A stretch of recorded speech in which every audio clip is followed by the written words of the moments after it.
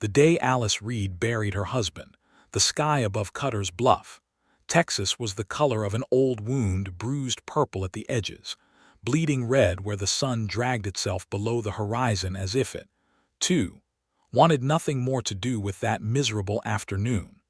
That had been 6 months ago, and in those 6 months, the people of Cutter's Bluff had quietly taken note of what grief had done to the woman who had once been the warmest presence on the main street. She had run the dry goods store on the corner of Elm and Main with her husband, Thomas Reed, for 11 years. She had known every customer by name, had remembered birthdays and anniversaries, and which children liked peppermint sticks and which ones preferred licorice. She had laughed easily, the kind of laugh that rolled out of her without warning, honest and unguarded, filling whatever room she happened to be standing in. Now she did not laugh. Now she moved through each day with a jaw set like iron, her brown eyes fixed on some middle distance that nobody else could see. She kept the store open because the store was all she had left. She stocked the shelves and counted the coins and answered questions in short, clipped sentences, and when old Mrs. Haverson tried to embrace her one morning in early March and tell her that Thomas was surely watching from heaven, Alice had simply nodded once, thanked her, and turned back to the bolt of calico she had been measuring. She was 31 years old, and she wore her dark hair pinned up so tightly it seemed to be holding her together at the seams. She was not cruel. She was not distant out of coldness. She was distant because the warmth she had once carried in her chest had belonged to a life that no longer existed, and she did not yet know how to manufacture a new one from the ash of the old. The town understood mostly.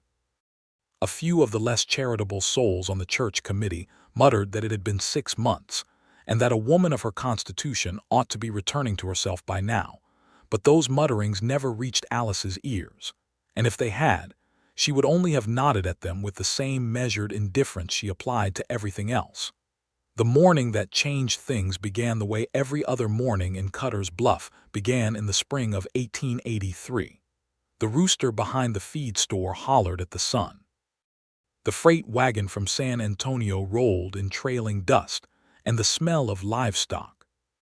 Mabel Crutchfield swept the stoop of her boarding house across the street, and Hector Vane unlocked the doors of the saloon even though it was barely past 7, and the only soul in there was a traveling drummer who had drunk himself horizontal the night before and hadn't yet found a reason to be vertical.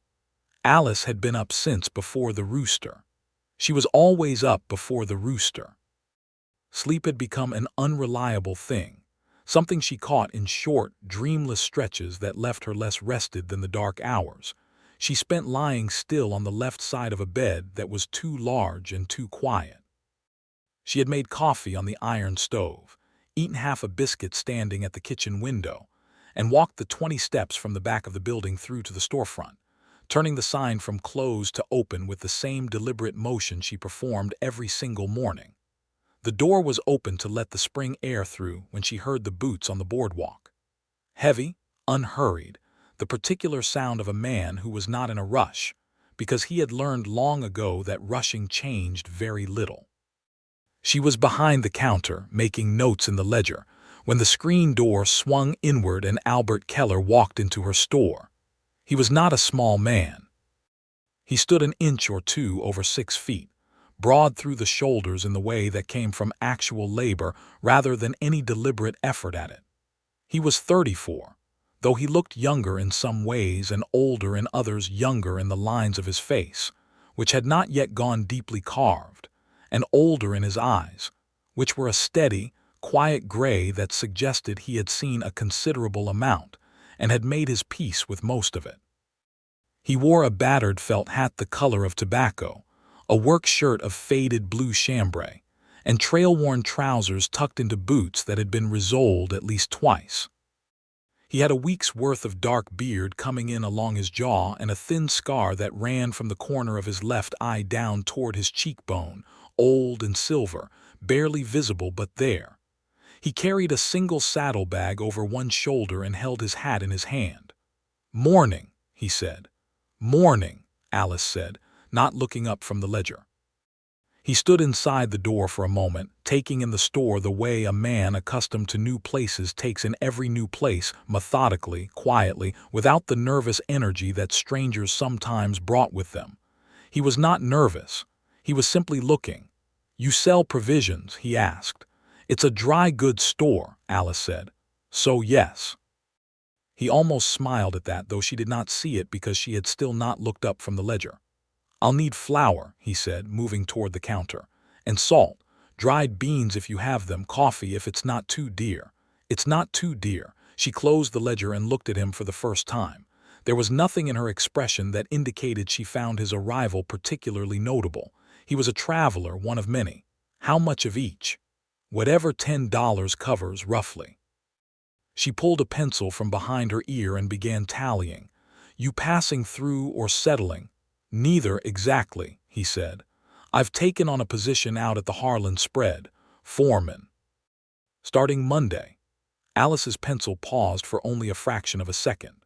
The Harlan Spread was 5 miles east of town, a cattle operation of some significance owned by a woman named Ruth Harlan, who was 70 years old, sharp as a tack, and had been running her late husband's ranch for 17 years without any assistance she would describe as essential.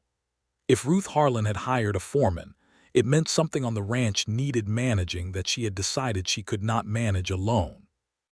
Alice did not say any of this. "You'll want the extra salt then," she said. "The hands out there go through it. You know the place."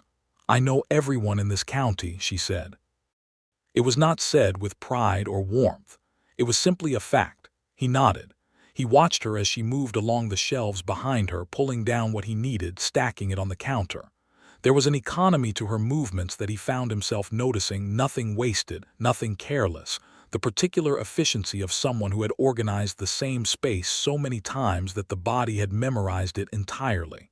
"Nice store," he said. "It's functional." She tallied his goods and told him the total, and he paid in silver without complaint, and she wrapped everything into a canvas sack without conversation and handed it to him across the counter. "Much obliged," he said. He put his hat on. He was at the door when he paused and half turned back. "Is there a boarding house in town? Someone told me there might be. Mabel Crutchfield's directly across the street. She'll have a room. She always has a room." "Thank you," he said, and that was that. He went out into the morning sun and crossed the street and knocked on Mabel Crutchfield's door, and Alice Reed turned back to her ledger and thought nothing more about Albert Keller until the second morning. He came in the second morning for a new knife, or rather to ask if she stocked them. She did, a small selection kept in a case beneath the counter, mostly working knives, a few folding blades, nothing fancy. He looked at them with the same quiet attention he seemed to apply to everything, and selected one without deliberating too long, a good solid case knife with a bone handle, sturdy enough for daily work. "You'll want to oil that handle," she told him, because she always told people who bought the bone-handled ones, and she did not see the point in not saying so just because she had already been more talkative with this particular customer than she had been with most in months. "I know it," he said. He paid and turned to go, and then stopped, because a small commotion had broken out in the street outside.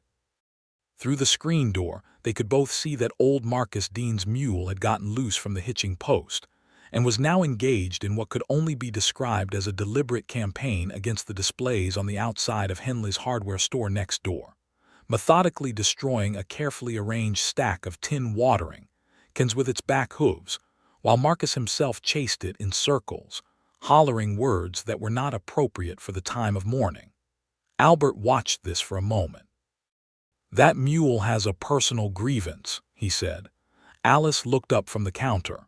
She looked at the mule and at Marcus, and at the scattered tin cans rolling in every direction across the dusty street. She looked back down. "Marcus lets it go without water for half the morning and then ties it in the sun," she said. "He's lucky the grievance hasn't gone further." "Fair enough," Albert said, and then he went out and without any fanfare caught the mule's bridle on the second attempt, spoke something low into its ear that nobody standing nearby could quite hear, and led it back to a post in the shade while Marcus retrieved his hat and his dignity from the dust. Alice watched through the screen door. She turned away before Albert could look back. That was the second morning. The third morning was a Friday. He came in early again, because she was beginning to understand that early was simply when he moved, before the heat of the day had fully committed itself. He wanted tobacco and a box of matches and a spool of strong thread, the kind used for repairing tack. She had all of it.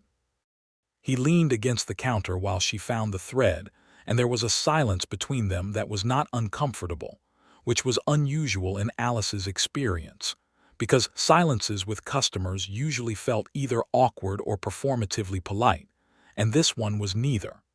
It was simply quiet, the way a room is quiet when two people in it have both decided they do not need to fill the air with noise. She set the thread on the counter and looked at him. "You're very calm," she said, because it was true and because it had been sitting in her mind all of a moment and came out before she could decide whether to say it. He looked at her, steady and unhurried. "Am I? Most people come in here and talk too much," she said, "or try to. What do they talk about? The weather, the price of beef, what they heard from whoever passed through last week." She paused. "Condolences," she added, and her voice changed on that word, going very flat, the way a road goes flat when it has decided it will not be hills anymore. Something shifted slightly in his expression. He had heard then. Mabel Crutchfield would have told him. Mabel told everyone everything, not out of malice but out of a compulsive need to provide context for the town she loved. "I won't do that," he said. "I noticed. It doesn't mean I'm not sorry," he said quietly. "I'm just not going to say it unless you want me to." Alice looked at him for a long moment. It was the kind of look she hadn't aimed at anything in months, a real look, the kind that actually arrived where it was directed rather than stopping just short of everything. "My husband used to say," she said, and her voice was very careful now, measured and deliberate, "that sorrow is a private country and visitors should knock before entering." Albert was quiet for a moment. He looked at the thread spool on the counter and then back at her. "He sounds like he was a wise man." "He was," she said simply, another beat of quiet. "What did he find funny?" Albert asked. Alice blinked. The question was so entirely unlike anything anyone had said to her in 6 months that for a second she did not process it properly. "I beg your pardon. Your husband," Albert said. He was not being careless about it. He was being gentle in a direct way, like a man handling something fragile not by avoiding it, but by being very deliberate with his hands. What made him laugh? People who are worth missing are usually worth remembering for something good. I just wondered what that was for him. Something happened to Alice Reed's face in that moment. It was not a smile, not quite, but it was the first movement toward one that her features had made in months, a loosening around the eyes, the suggestion of something remembered that had not yet fully surfaced. "He laughed at himself mostly," she said. "He was terrible at anything mechanical, couldn't fix a fence post if his life depended on it. He'd spend an entire afternoon with a post and a mallet, and at the end of it the post would be going in 4 different directions and he'd step back and look at it and say, 'Well, that's a thing I've made,' with complete seriousness, and she stopped. For one small suspended second the corner of her mouth had turned up. It had been there and then it was gone, replaced by the familiar gravity she wore like armor, but it had been there unmistakably for the space of that one sentence in its small, ridiculous memory. She cleared her throat. She slid the tobacco and the matches and the thread across the counter. "That'll be 40 cents, she said. Albert paid. He did not comment on what had just happened. He did not make it a thing. He simply put on his hat and said, "Good morning, Mrs. Reed," and walked out the door. Alice stood at the counter for a long moment after he left. She pressed her fingertips against the wood surface. She felt something strange in her chest, not pain exactly, but the specific ache of a muscle that had not been used in a very long time and had just been asked, gently and without warning, to move. She had not smiled in years. Not really. Not in the way that counts, the way that rises up from somewhere genuine rather than being pasted on out of social obligation. And she had not even fully smiled just now, but the shape of one had been there, lurking at the surface, called up by a question she had not expected from a man she had not expected to ask it.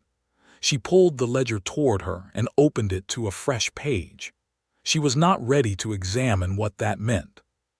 But she noted it, the way she noted everything, with precision and without drama.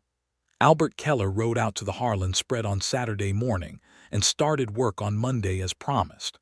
Ruth Harlan met him at the gate in a wide-brimmed hat and riding clothes, looked him over the way someone looks over a horse they are considering purchasing, and said, "Mabel Crutchfield says you're reliable. I don't set great store by what Mabel Crutchfield says, generally, but I've run out of other sources." "Don't make me regret it." "I'll do my best," he said. "See that you do," she said, and turned her horse back toward the house. He spent the first week learning the land. Ruth ran close to 300 head of cattle on 4,000 acres, and she ran it with 8 cowboys. A cook named Esperanza who made the best cornbread Albert had ever encountered, and who permitted no complaints about anything in her kitchen, and a system of organization that was mostly in Ruth's head and needed to be transferred somewhere more durable before age made that impossible. Albert could see immediately that the cattle were healthy, the land was well managed, and the problems were almost entirely administrative and logistical rather than anything fundamental. He began making notes. He came into Cutter's Bluff on Wednesday of that first week, because the ranch needed fencing wire and a new pump handle, and he was the one designated to fetch them. He went to Henley's Hardware for the wire and the pump handle, and then, because he needed to make a decision about whether to order 3 months' worth of salt or 6 months' worth, and couldn't remember the exact quantity he'd calculated, he crossed the street to the dry goods store. Alice was helping a woman with a bolt of gingham when he came in. He waited, looking at the shelves, and the woman with the gingham was talking in a low, urgent voice about something that seemed to involve a dispute between 2 families over a piece of land, and Alice was nodding in the appropriate places with an expression that was politely attentive and entirely uninvested. When the woman finally took her gingham and left, Alice looked at Albert. "Fencing wire," she guessed. "Salt," he said, "and a question about ordering." She came to the counter. They talked about the logistics of bulk ordering for a ranch operation, which she understood thoroughly. She had placed similar orders for other local operations, and knew the freight schedules and the suppliers and the lead times for everything. She was brisk and efficient and entirely competent, and he listened and asked good questions and took notes on a small piece of paper he produced from his shirt pocket. When they were done, he folded the paper away and said, "You know this business well." "I've been running it for 12 years, she said, 11 with Thomas and 1 without. He looked at her steadily. "And before that, I kept books for my father's mill in Galveston," she said. "Until I was 19 and Thomas came to buy lumber and stayed for 6 weeks longer than he'd planned to." The corner of Albert's mouth shifted. "He stayed for 6 weeks. He stayed for 6 weeks, she confirmed, and there was something in her voice when she said it, not grief exactly, but the echo of grief laid over the warm original of a good memory. "He said he was waiting for the right grade of timber. He had ordered enough timber to build half of Galveston by the time he finally admitted what he was really waiting for." She caught herself then, as if surprised by her own words. She looked down at the counter. "I'll put in the order for the salt on Friday," she said. "You'll have it in 2 weeks." "Thank you," Albert said. He left, and Alice stood very still for a moment. She had not told anyone that story in 6 months. She had not told anyone any story about Thomas in 6 months, because telling stories about Thomas meant inhabiting the place where Thomas had lived, and she had been unable to go there without losing hold of the careful composure she required to get through each day. But she had told Albert Keller about the lumber and the 6 weeks, and it had not broken anything. It had felt, strange as it was, almost like a relief. She went back to her work. She did not puzzle over it too long. She was a practical woman. Over the next weeks, Albert settled into the rhythm of the Harlan spread with the quiet competence that seemed to characterize everything he did.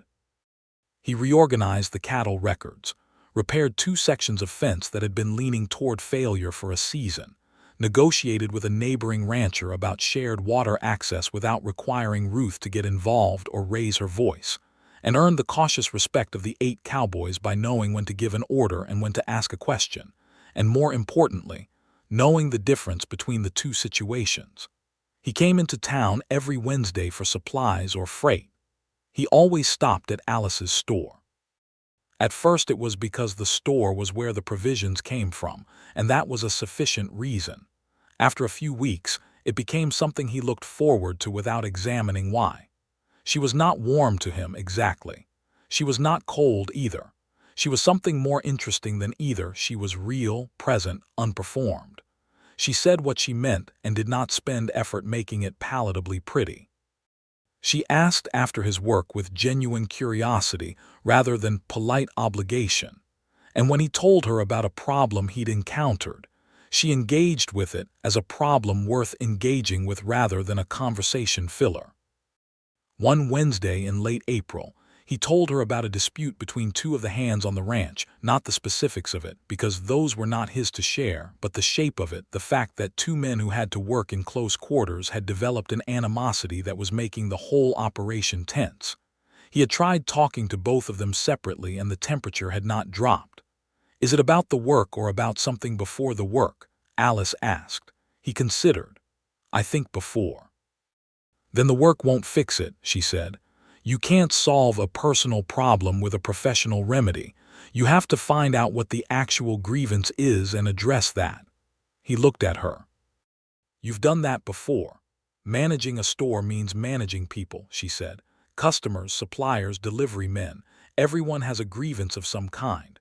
Most of them will tell you what it actually is if you ask the right question." "What's the right question?" She pulled the pencil from behind her ear and tapped it against her palm, thinking. "What's the thing you would most like the other person to understand about your position? Not what they did wrong, what you need them to understand." Albert was quiet for a moment, turning this over. "That's good," he said.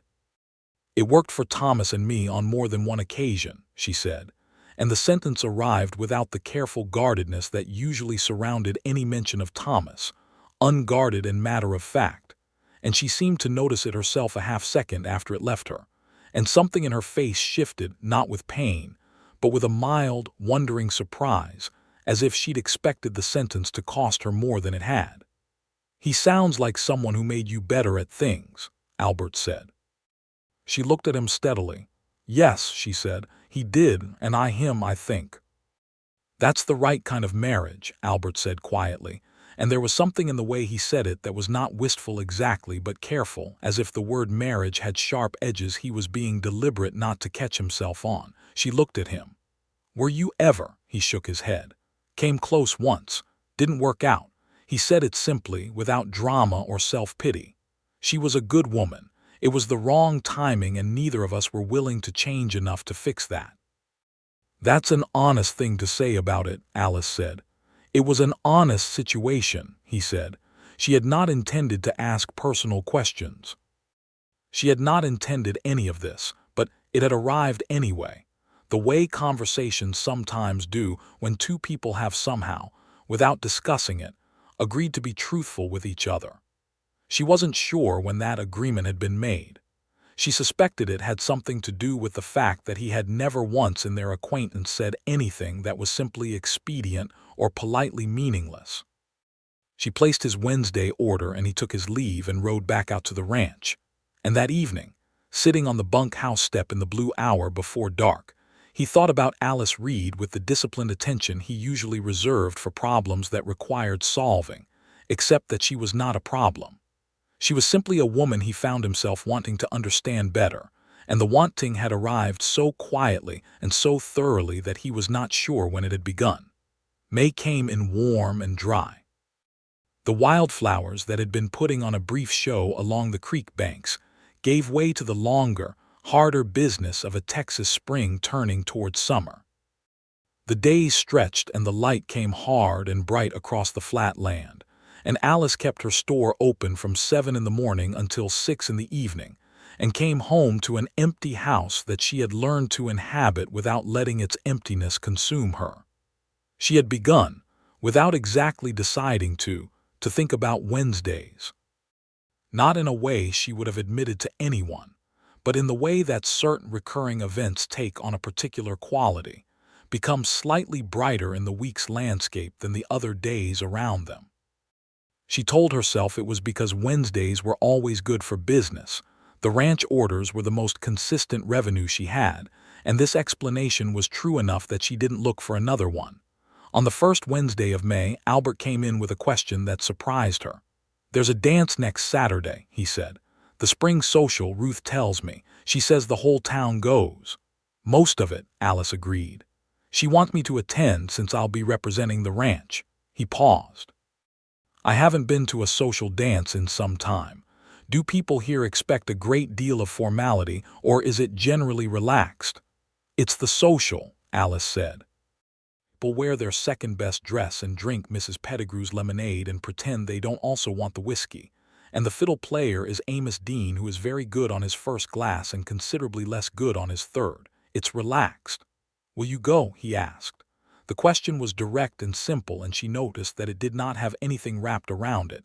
No unnecessary preamble, no social hedging. He simply wanted to know.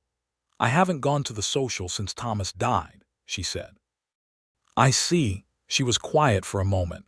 "People will talk if I go," she added, not as an excuse but as information. "People will talk either way," Albert said. "That seems to be what people do." She looked at him with an expression that was not quite amused but was adjacent to it. "That's a very clear-eyed view of small towns." "I've lived in a few," he said. She did not answer the original question, and he did not press it. He collected his supplies and left, and Alice spent the rest of that Wednesday thinking about the spring social, and the particular way Albert Keller had asked whether she would be there, and the specific way it had felt to be asked directly by someone who wanted a genuine answer. She went. She told herself she was going because Mabel Crutchfield had written her a note saying the Women's Guild Committee would appreciate it, and because it was time, and because she had worn the same hard expression for 6 months, and there was a limit to how long a person could sustain any single state of being. These were all true things. The social was held in the big open space beside the church, with lanterns strung between poles and a long table of food, and Mrs. Pettigrew's lemonade in a large ceramic bowl and Amos Dean on his fiddle, currently on what appeared to be his first glass and performing accordingly well. People came in their second-best clothes, as Alice had predicted, and the children ran in circles around the edges of everything, as children at dances always did, and the general noise of it was warm and alive in the May evening. Alice stood near the food table in her best gray dress, the one she'd had altered to fit better last autumn and hadn't worn since. Mabel Crutchfield found her within 2 minutes and clasped both her hands and said something about how wonderful it was, and Alice smiled politely and meant about 40% of it. She saw Albert come in from the east side of the open space, hat in hand, looking around with that particular calm attention of his. He was wearing a clean shirt, dark, and had shaved, and the absence of the week's beard made him look younger in a way that was not unappealing. Ruth Harlan was with him, moving through the crowd with the unstoppable authority of a woman who had been attending this social for 40 years and knew every soul present. He saw Alice when he was about 20 feet away.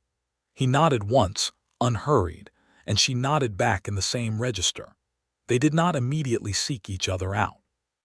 That would have been too obvious, and they were both people who operated without obvious.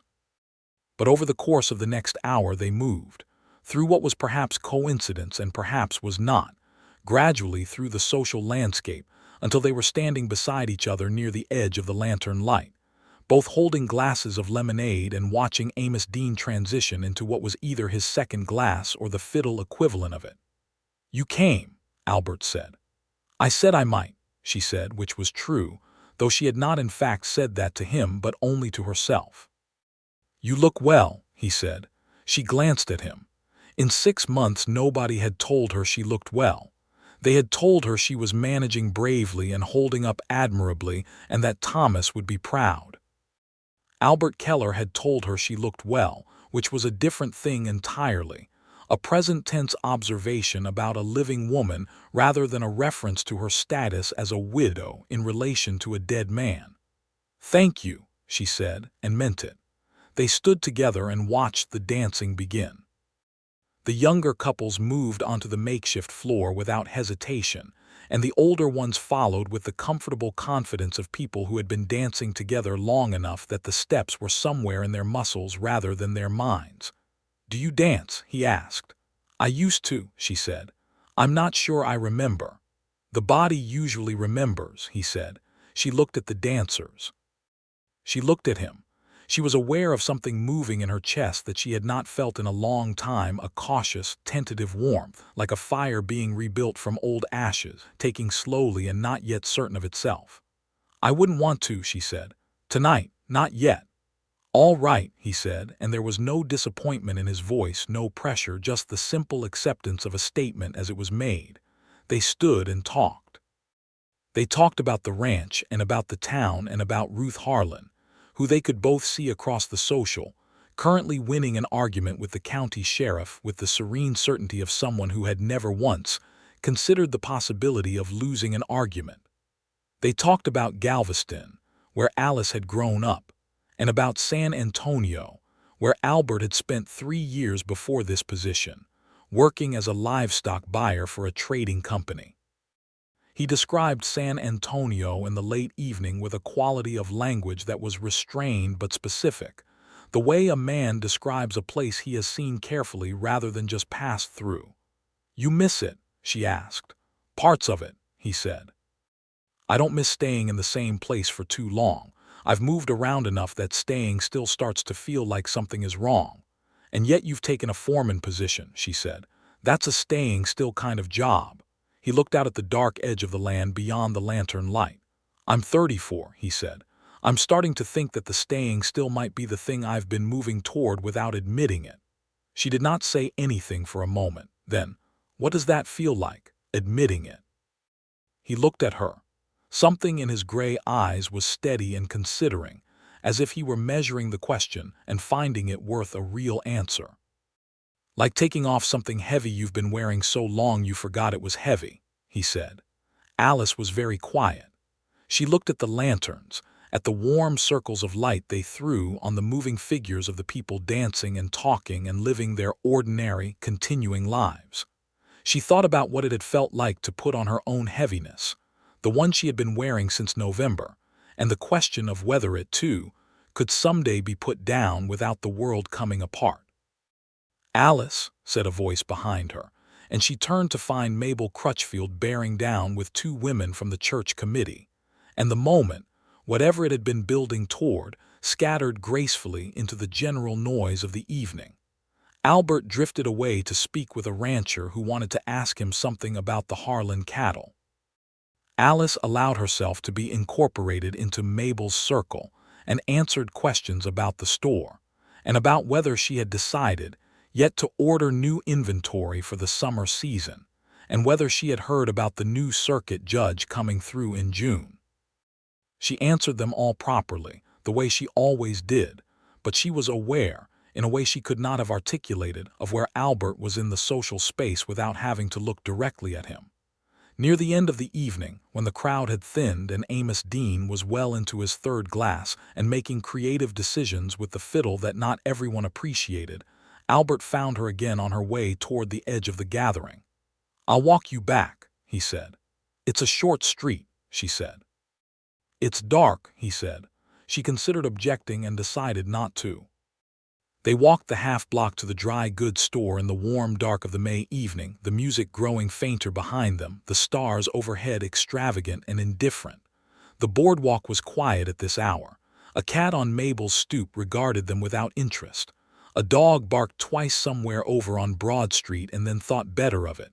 At the door of the store she turned to him. "Thank you," she said, "for tonight. You didn't need thanking. You were there on your own accord." "I mean for the conversation," she said. I haven't had a conversation like that in a while." He looked at her in the dark. The lantern above the store's door threw a small, warm light between them. "Neither have I," he said. And then, "Good night, Mrs. Reed."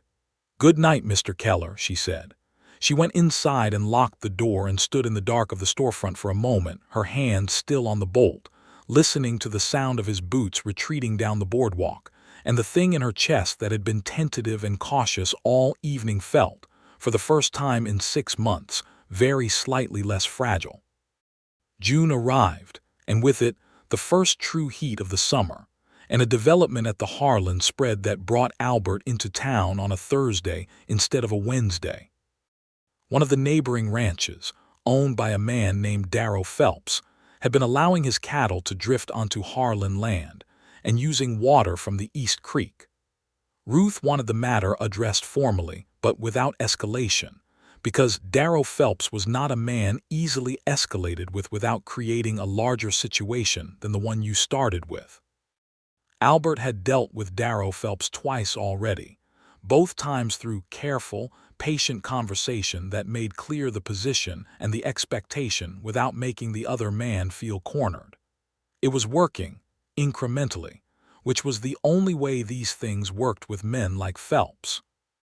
He stopped at Alice's store because he needed paper and ink and because it was where he stopped. She was taking inventory when he came in, moving along the shelves with a notepad, methodical and focused, and she looked over her shoulder at him when the door opened. "Thursday," she said. "Extra trip," he said. "Business." "The Phelps situation." He raised an eyebrow. She shrugged. "Ruth Harlan comes in on Tuesdays," she said. "She mentions things." He almost laughed. Alice saw it, the almost, and something in her responded to it, a quick warm pull in her chest. "What does Ruth say about it?" he asked. "She says you're handling it more patiently than she would," Alice said. "Which from Ruth is approximately the highest compliment available." "I'll take it," he said. She got the paper and ink and set them on the counter. He was pulling out his coin purse when she said, without quite deciding to, "Would you like coffee? I've got some in the back. I made too much this morning." He looked at her, a small pause. "Yes," he said. "Thank you." She went to the back room and came back with 2 heavy mugs of coffee. That was not too much this morning, but she had made specifically this morning in a quantity that allowed for this possibility, though she was not going to examine that too closely. They sat at the small table she kept in the back corner of the store, originally meant for customers reviewing large orders. It was a perfectly practical arrangement. They drank their coffee and talked about the Phelps situation and then about the cattle market in general, which Alice followed as a matter of course because so many of her customers were ranchers and knowing the market meant knowing when to stock what, and then about a book Albert had brought with him from San Antonio, a novel by William Dean Howells that he had been reading in the evenings. "You read novels," she said. "When I can get them," he said. "Is that surprising?" "A little," she admitted. "Most of the men who come through here read newspapers and the Bible and occasionally a cattle almanac." "I read those too," he said, "but the novel gives you something else, someone else's interior life. It's good for perspective." She wrapped her hands around her mug. "Thomas read," she said. "He liked history, books about the war mostly, though he hadn't served in it, he was too young. He was fascinated by it. I used to say he was trying to understand the world he'd been born into." "That's a reasonable impulse," Albert said. "He was a reasonable man," she said, and this time the past tense settled over the sentence without breaking it, without the fissure that had been there for months. It sat there like a simple fact. A good man gone, still good in the going. She looked at her coffee. "I didn't used to be so contracted," she said after a moment. "In myself. I was different before, more open." She paused. "People have probably told you that. Mabel certainly knows it." "Mabel has mentioned you were different before," he said carefully. "I don't think I'll go back to being that person exactly," she said. "I don't think grief works that way. You don't go back. You go forward and you either carry it or it carries you." She looked up. "I've been trying to carry it. I don't know if I'm managing." "You're managing," he said. "You can't know that from the outside." "No," he agreed. but from the outside you look like someone who gets up every morning and opens the store and does the work and keeps going, and that's what carrying it looks like mostly." She looked at him steadily. There was no performance in what he was saying. He was not trying to comfort her in the hollow way that comfort was usually offered. He was simply observing what he saw, and what he saw was apparently a woman who was managing, and that was the simple, specific thing he was telling her. "Thank you," she said, and then quietly, "I am trying."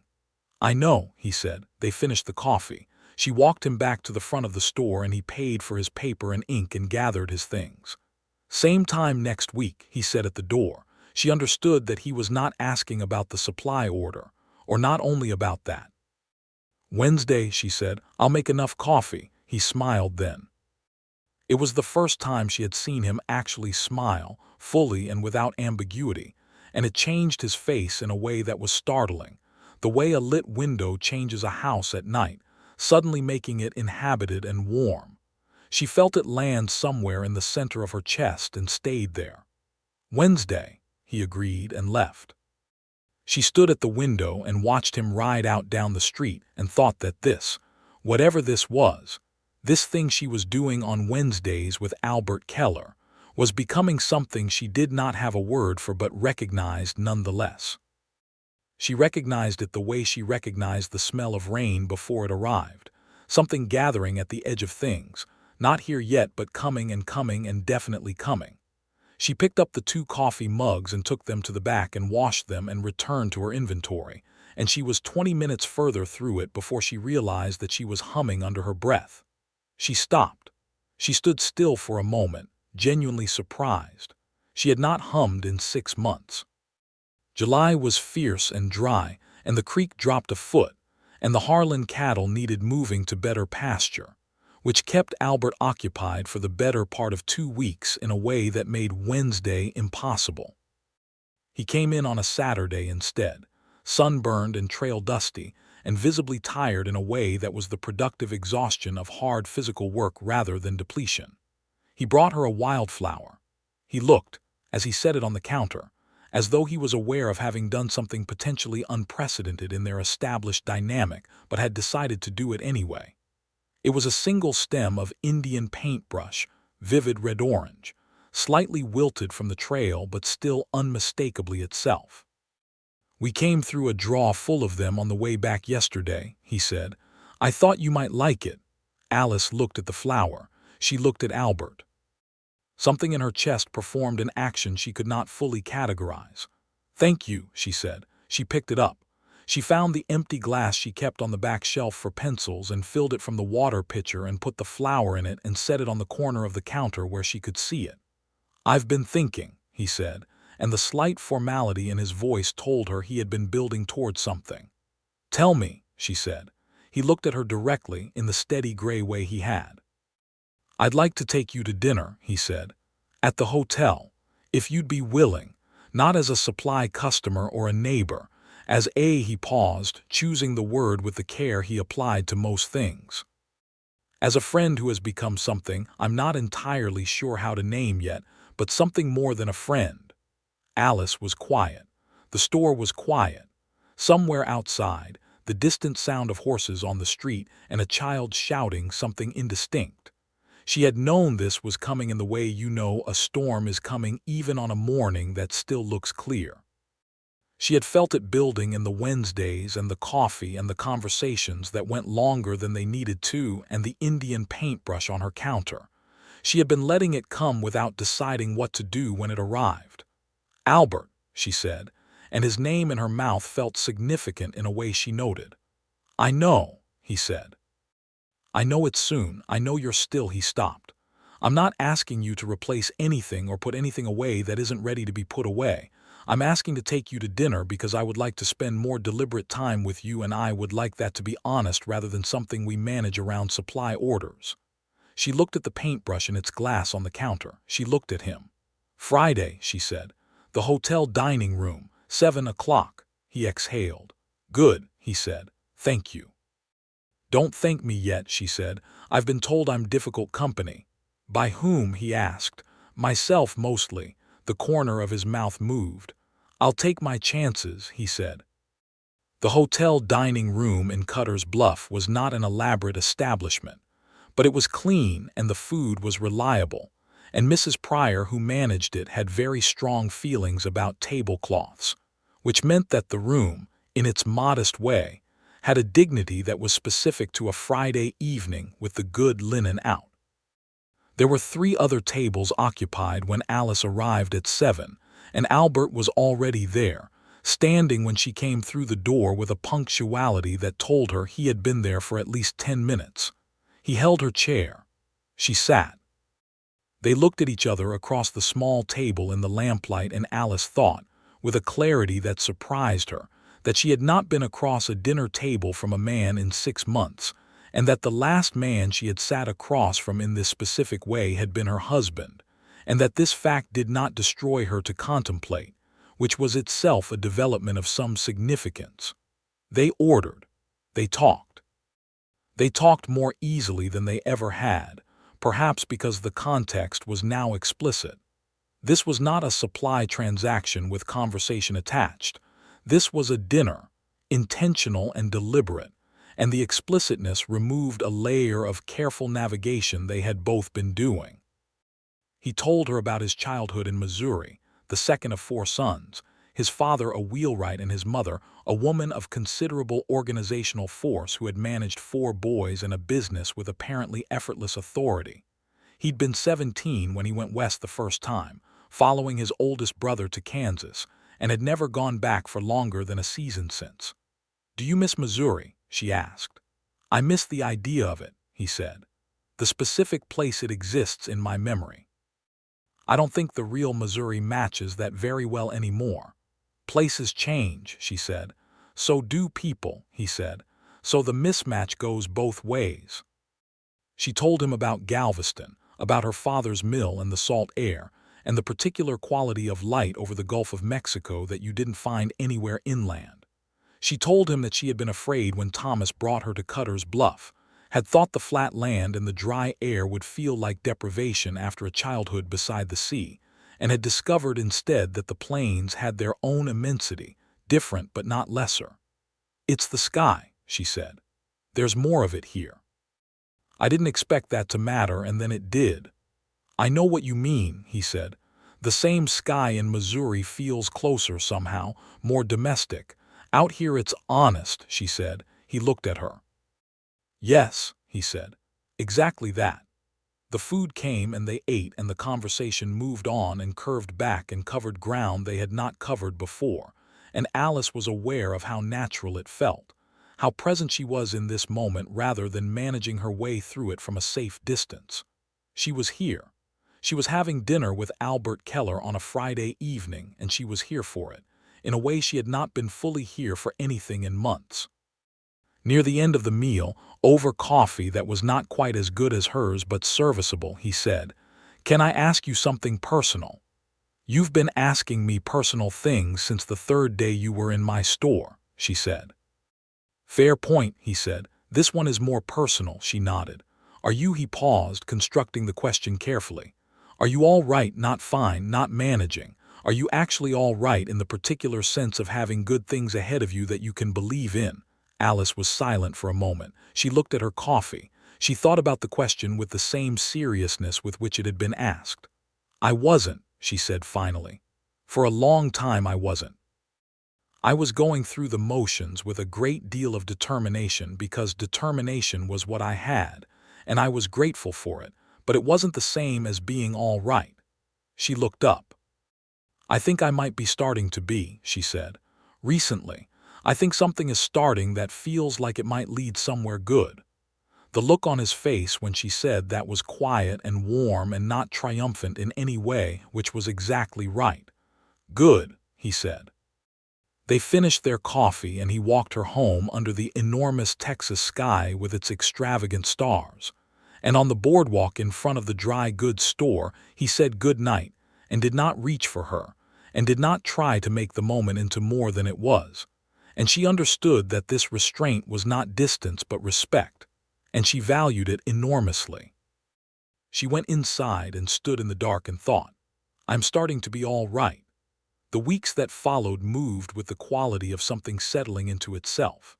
They had dinner again on the following Friday and the Friday after that, and then a Sunday afternoon when he had finished his morning work at the ranch and came into town on horseback and found her in the small garden behind the store, fighting a reasonable battle with the tomato plants. He dismounted and tied his horse and leaned on the fence and watched her for a moment. "You're doing it wrong," he said. She looked up. "I beg your pardon." "The stakes," he said. "They need to go in at an angle toward the plant, not straight. Gives the vine something to lean into rather than something to fall away from." She looked at the stakes she had put in that morning. She looked at Albert. "Then come in here and do it correctly," she said. He unlatched the fence gate and came in, and they spent an hour in the garden together, fixing the tomato stakes and debating the positioning of the bean rows, and discovering that they had broadly compatible views on the relative importance of vegetables and the fundamental unreliability of squash as a crop. At some point in that hour she handed him a tool and their hands were in contact for a moment, her fingers against his, and neither of them moved away from it immediately, and when they did it was without hurry, naturally, the way two people move who have acknowledged something without needing to speak it. By August, the town had noticed. This was inevitable. Cutter's Bluff was not a large town and Alice Reed was not an invisible woman, and Albert Keller had become, in 3 months, a known quantity in the social landscape of the place. Mabel Crutchfield mentioned to her over the back fence one Tuesday morning that people were saying that Alice seemed different. Different how? Alice asked without particular heat. "Softer," Mabel said. "In the best sense, more like you used to be." Alice considered this. She was not sure she was softer exactly. She was not sure the hardness had dissolved so much as been supplemented, the way a winter landscape is supplemented by spring, the ground underneath the same as it always was, but something growing from it that wasn't there before. "I'm not unhappy," she told Mabel. "That's probably what they're seeing." Mabel beamed in a way that suggested she found this enormously satisfying news.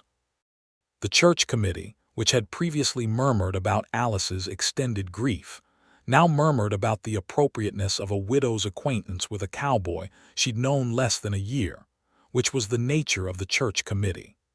Alice did not much mind the murmuring because she had never lived her life according to the church committee's timetable for anything, and Thomas hadn't either, which was one of the things they had agreed on. September brought the first bite of fall into the evenings, and a development at the Harlan spread that Albert brought to Alice in a way that was different from his usual easy confidence. He came in on a Wednesday morning and his expression was more contained than usual, something working behind the quiet gray eyes. She made the coffee without being asked. "Ruth is selling the ranch," he said when they were at the back table. Alice stilled. "The whole operation. Not to a stranger," he said. "She has a nephew in Abilene who she trusts and wants to leave it in. He's a good man, she says, young enough to run it for 30 years, but he'll be bringing his own management." He paused. "I'll need to find another position by spring." Alice looked at her coffee. She looked at him. "Are you telling me you'll be leaving Cutter's Bluff?" she asked. "I'm telling you I have a situation to think through," he said carefully, "and that I wanted to be honest with you about it because I don't want to handle things dishonestly." He looked at her across the table. "There are positions in other counties, San Antonio, even further north into the Panhandle." And he was quiet for a moment. In the silence, the store settled around them, the familiar smells of flour and wood and coffee, and the particular dusty warmth of a place that held everything a small town needed to sustain itself. "I don't want to leave," he said. Alice felt something shift in her chest, massive and irrevocable, the way a continental plate shifts, not violent but permanent. "Then don't," she said. He looked at her. Something in his face was asking a question he hadn't put into words yet. She put her hands flat on the table. She looked at them and then at him. "I am not going to be oblique about this," she said, which was very Alice Reed, the direct economy of a practical woman saying a difficult thing. "I am not going to make you decode something when I can simply say it." She took a breath. "I care about you. considerably. In a way that has grown since the spring and that I have been slow to trust because being slow was the only responsible thing, but I trust it now. She paused. I am not telling you to stay because of me. I'm telling you that if you want a reason to stay that is about the particular place and the particular people in it, that reason exists. Albert was very still. His gray eyes were on her face and they were very warm. Alice, he said, and the way he said her name had the quality of something carefully held. I know, she said. It's a lot. You don't need to answer immediately. I know what my answer is, he said. Then tell me, she said. He leaned forward across the small table. His hand came to rest over hers on the surface between them, large and warm and steady. I already told Ruth I'd see out the season, he said. I've been quietly looking at whether there's land to be bought around here, because the idea of being a foreman on someone else's operation when there might be a possibility of something that's mine, he stopped. I've been thinking about staying here because of Cutter's Bluff, and about Cutter's Bluff mostly because of you, and I didn't want to say that until I was sure the feeling warranted being said. Alice looked at his hand over hers. She turned her hand over and held his. You're sure now, she said. I've been sure since June, he said. I was being careful. Being careful is usually right, she said. Not always, he said. She looked up at him. In the fall morning light coming through the store's window, she was aware of everything she had been building back, piece by piece, since the darkness of November, the store and the town and the mornings and the tomato steaks and the coffee and the Wednesdays and this man across the table from her who had asked what Thomas found funny and listened to the answer as if it mattered, which it had, which was the beginning of everything. No, she said. Not always. He held her hand across the table and they sat for a while in the good quiet of the dry goods store while Cutter's Bluff went about its September morning outside the windows. And Alice Reed felt, with a completeness she had not expected to feel again, that the world ahead of her had space in it, good space, for things she had not yet imagined. October moved through like a gentleman, gold and mild, and the pieces of things arranged themselves. Albert had in fact been quietly investigating land options for 2 months, and Ruth Harlan, who was shrewder than most people gave her credit for being, and who had watched the Wednesday visits to the dry goods store with a knowing old eye, mentioned during one of Albert's last weeks on the spread that she knew of 40 acres east of town that the Dean family was looking to sell, good flat land with a working well and an old structure that could be rebuilt. Why are you telling me this? Albert asked her. Because you're useful and you're decent, and you're about to do something sensible with your life, Ruth said. And because Alice Reed was a good friend to me in the year after my Henry died, and she deserves something good. She paused. Don't make me regret saying that. He bought the land in November, on a cool gray morning that reminded him dimly of Missouri. He rode out to see it after the papers were signed, 40 acres, flat and dry and completely his, with a sky above it that was honest and enormous and real. He stood in the center of the land, with the November wind moving through the dry grass, and thought about what he would build here, and what it would look like in 5 years and 10 years, and the specific shape of the future he was beginning to be able to see. On the way back through town, he stopped at the dry goods store. Alice was at the counter. She looked up when he came in. She saw his face, and whatever she saw there made her come around from behind the counter, which she did not usually do. You bought it, she said. I bought it, he said. She put her hand against his cheek briefly, with a gentleness that was so unlike her usual careful containment that he felt it with the force of something released. Then she removed her hand and stepped back and looked at him steadily. Tell me about it, she said. He told her about the 40 acres and the well and the structure that could become something, and she listened with her full attention, asking practical questions about the well depth and the soil and the angle of the prevailing wind, and when he was done she said, You'll want to get the structure assessed before winter comes all the way in. I know it, he said. I know someone who does good assessment work, she said. I'll write a note. She was writing the note when he said, quietly, Alice. She looked up. I'm going to need someone to share it with, he said. When it's built, when it's something. I'm going to need that to matter to someone other than just me, because otherwise it's just a building on 40 acres. She put the pen down very carefully. That is the least romantic proposal I have ever heard, she said. Something lit up in his face, not quite surprise, something better, recognition and delight together. It's not a proposal, he said. It's a statement of intention, given what I know about you. I wouldn't propose without a ring. She looked at him. A long, still moment. Then get a ring, she said. He did. He rode to San Antonio specifically for it. 3 days there and 3 days back, and came back with a ring that was not extravagant but was good.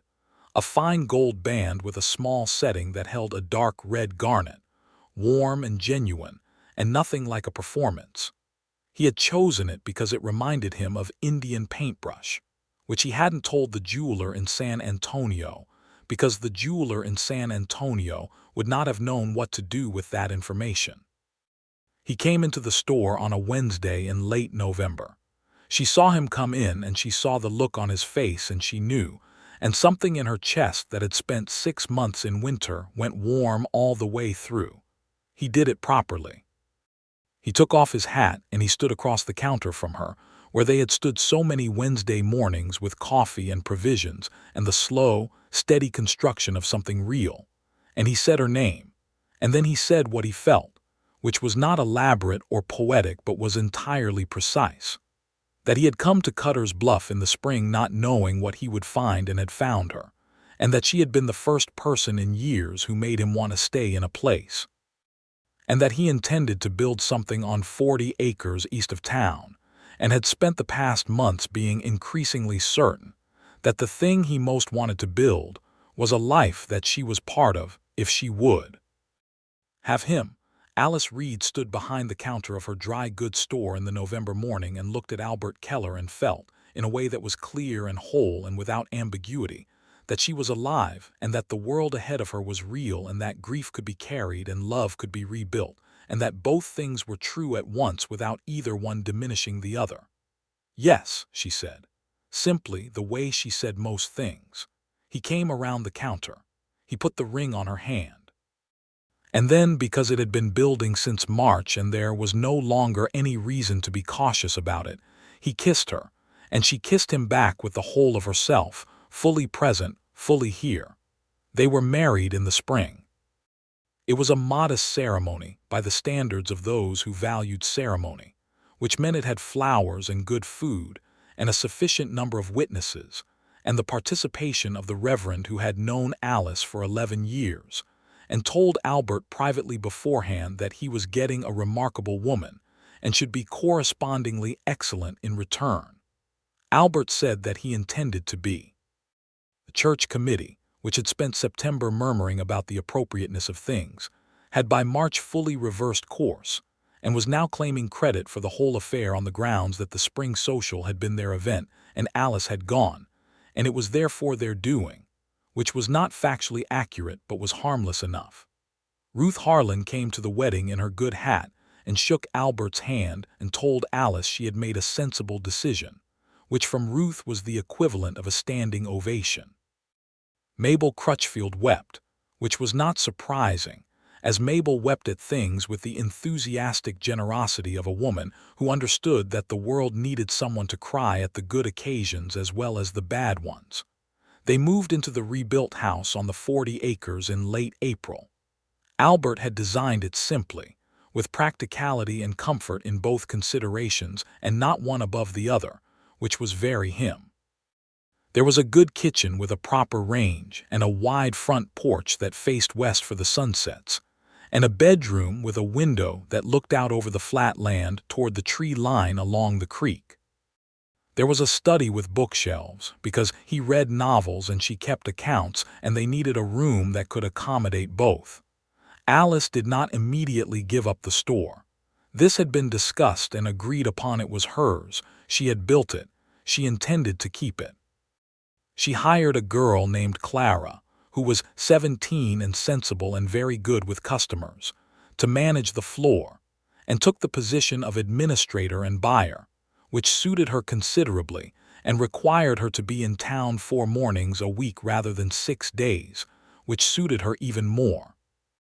On the first evening in the house, she stood on the front porch and looked at the last light going orange and vast across the flat land, and Albert stood beside her with his arm around her shoulders, and they were quiet together in the way they had always been good at. "Thomas would have liked you," she said after a while. He was quiet for a moment. "I think I would have liked him," he said. "You probably would have argued about fencing," she said. He had very strong opinions about fencing that were not always supported by any practical experience. "I have practical experience," Albert said. "I know," she said. "That's why it would have been an argument." He laughed then, a real laugh, warm and unreserved, and she turned to look at him and felt it again. The warmth in her chest that had been finding its way back since March, fully home now, settled and sure. She laughed with him.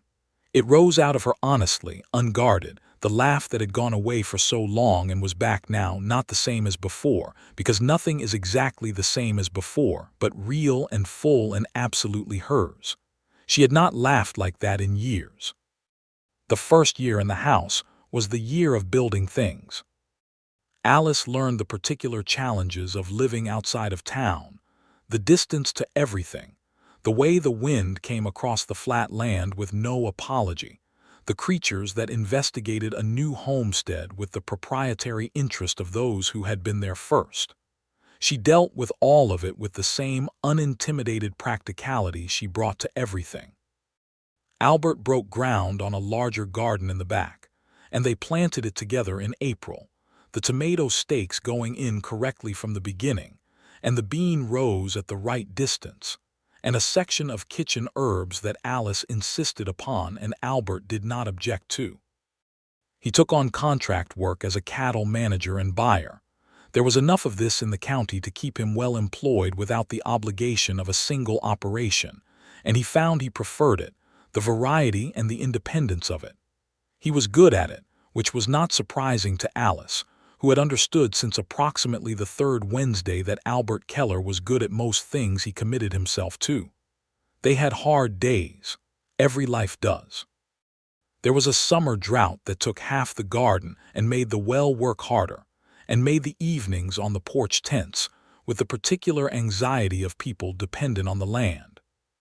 There was a disagreement in October that was serious enough to require 2 full days of careful, honest conversation to resolve. She had kept certain financial decisions to herself out of habit, the habit of a woman who had run things alone for a year, and he had felt the exclusion without immediately knowing how to say so, and they were both stubborn enough that it had taken those 2 days and considerable mutual directness to arrive at the full understanding. But they were good at being direct with each other. They had been from the beginning. By the second spring they were settled into the particular comfort of 2 people who have worked out the basic grammar of living together, and are now free to speak the language more fluently. There was ease in it without complacency, the kind of easy that comes from trust rather than from lowered expectations. In that second spring, Alice discovered she was expecting a child.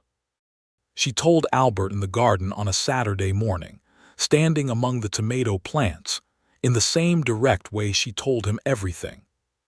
His face was something she would return to for the rest of her life as a moment of reference, the pure, uncomplicated joy of it, the way it erased every other expression and left only this one which was not complicated or guarded or measured but simply real. "Are you well?" he asked immediately. "Very," she said. He took her hands. He looked at her for a long moment with those steady gray eyes. "Good," he said, and then, "A baby."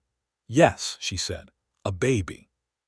He laughed, and she laughed with him, there among the tomato plants in the second spring of their life on the 40 acres, and the sound of it went out across the flat land toward the honest sky. They wrote to her family in Galveston and to his brothers in Missouri. Mabel Crutchfield, who learned of the development approximately 48 hours after Alice did because Cutter's Bluff was that kind of town, came out to the house in her best bonnet and declared it wonderful news with the authority of a woman who considered herself morally entitled to be the first to declare such things. Ruth Harlan sent a note that said, "Good. Now stay busy." Clara managed the store beautifully through the summer and into fall, and Alice continued her administrative work without interruption until the last month, when she decided somewhat reluctantly that sitting behind a ledger could be managed from her own kitchen just as well. The baby came on a Thursday in November, which struck Alice as appropriately inconvenient given that she had always found Thursdays slightly irregular. It was a boy. He was large and loud and extremely certain about his opinions regarding the entire experience, and Albert, who had managed 8 cowboys and several hundred cattle and at least 2 difficult neighbors without ever looking flustered, stood in the bedroom doorway in the immediate aftermath and looked very nearly undone. "He's enormous," Albert said. "He is not enormous," Alice said. "He's perfectly normal." "He's very loud," Albert said. "He's meeting the world," Alice said. "You'd be loud too." Albert came and sat beside her on the bed and looked at the baby in her arms with an expression that was, again, simply and entirely real. "Samuel," he said, because that was the name they had agreed on. Samuel Thomas Keller. The Thomas was Alice's idea, and Albert had not questioned it for a moment, which said everything about who he was. "Samuel," Alice agreed.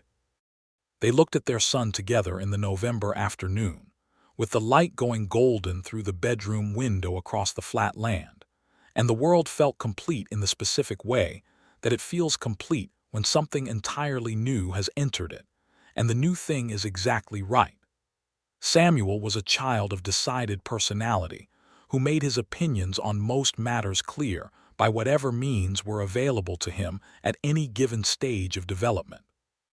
He had Albert's gray eyes and Alice's directness, and a stubbornness that both of them recognized with helpless amusement as a shared family inheritance.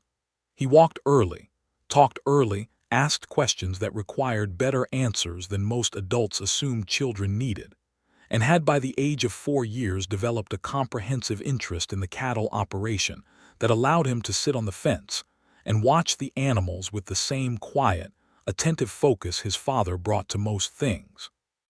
By the time Samuel was 3, Alice was expecting again, and this time it was a daughter, small and decisive and dark-haired, born in the summer and named Alina Ruth, the Ruth for reasons that Alice presented to Albert as simply right, and Albert accepted without argument because Ruth Harlan had, in her particular ruthless way, been a good friend to both of them, and it seemed fitting. Alina Ruth Keller arrived in the world with considerably less volume than her brother had demonstrated, but with a quality of watchful intelligence that suggested she was simply gathering information and would act on it when she was ready. The house, which had been built for 2 with the possibility of more in mind, was genuinely full now in the best way a house can be full.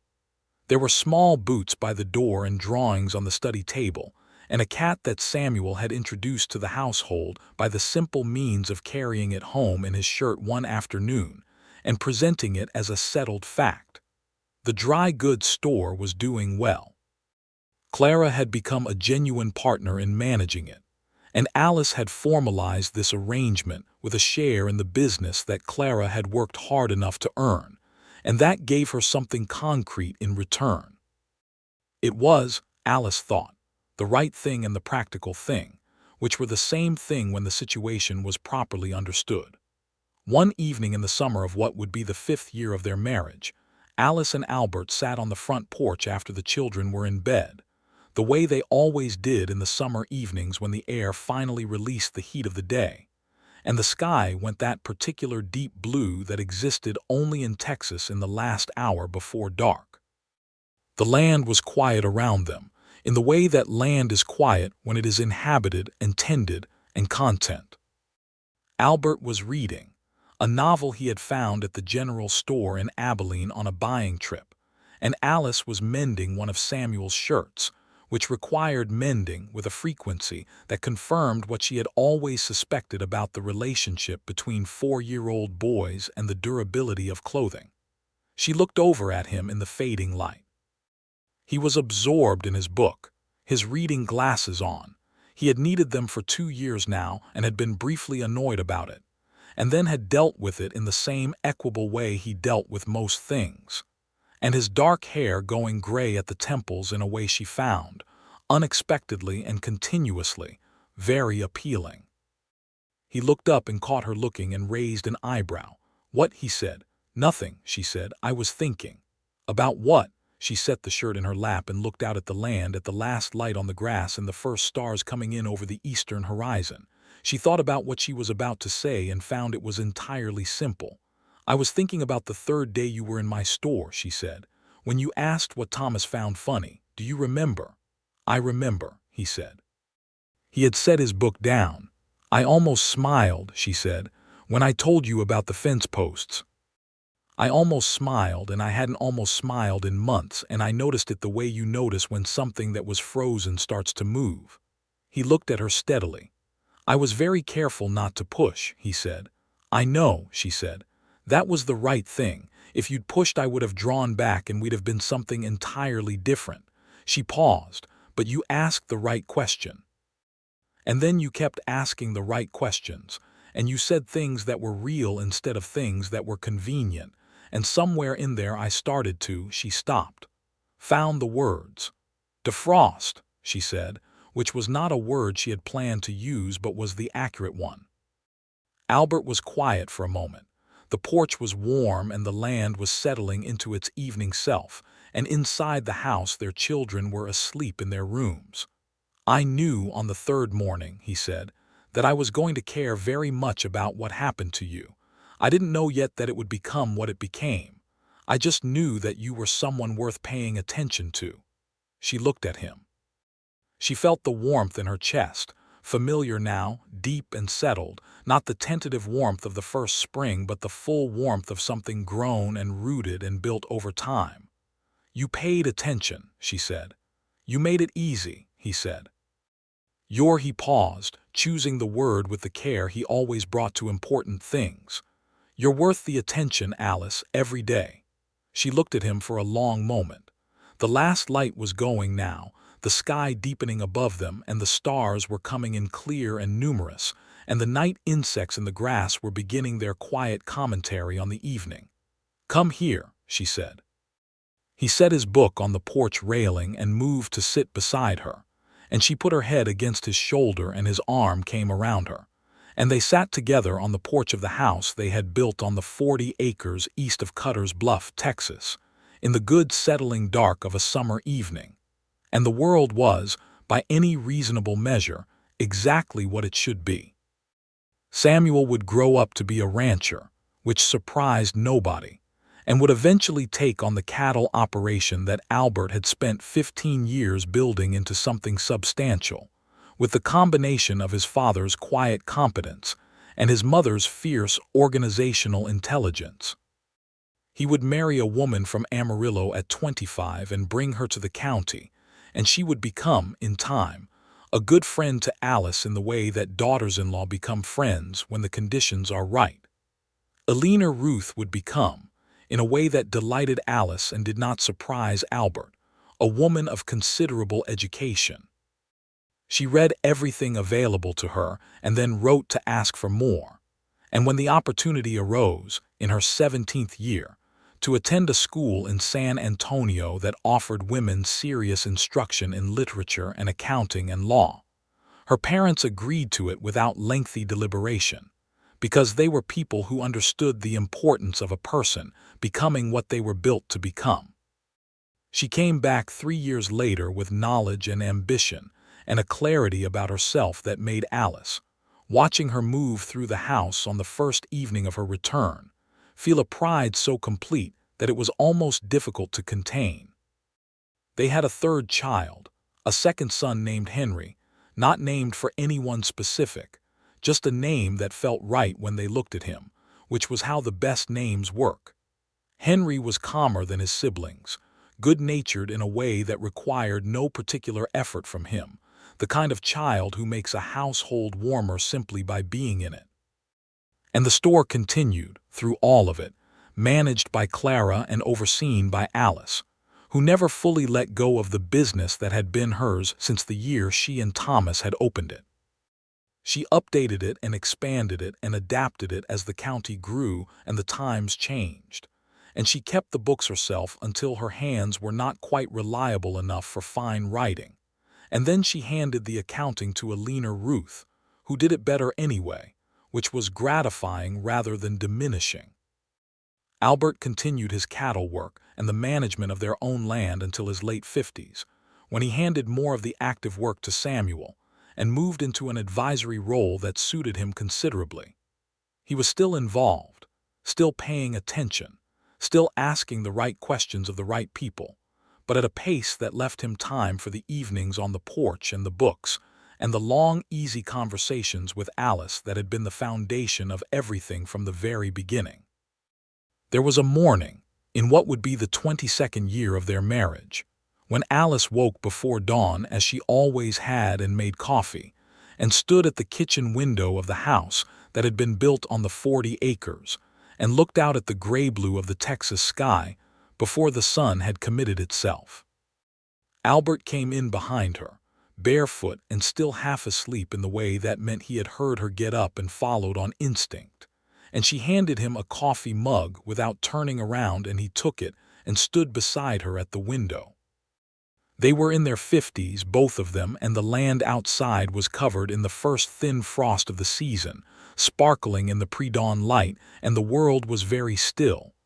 "You know what I've never told you properly," Alice said. "Tell me now," he said. She turned to look at him. His face was lined now in ways it hadn't been when he'd walked into her store in the spring of 1883, the lines of a life fully lived, of weather and work and time, and she found them as beautiful as anything she had ever looked at. "You asked me what Thomas found funny," she said. "That third morning. You were in the store 3 days and you asked me that.